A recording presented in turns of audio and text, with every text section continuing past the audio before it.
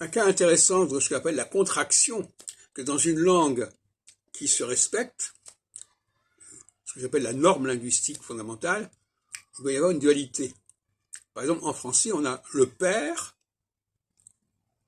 et paternel, la mère et maternelle. Et on ne trouve pas ça dans les autres langues latines, que je sache, ni en anglais.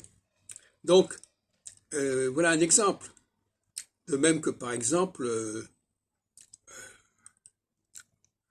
solution et résoudre.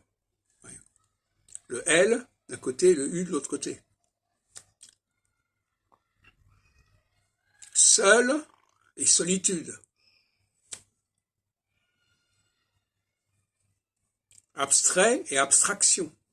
On pourrait multiplier indéfiniment, mais il y a ce jeu sur la dualité à la fois de l'écriture et de l'oralité en français qui est absolument incomparable et qui en fait toute la valeur et qui justifie le français comme étant la langue du XXIe siècle, la langue de l'avenir, la langue de référence pour l'univers entier. En quelque sorte, la langue sacrée. Pour dire les choses un peu directement.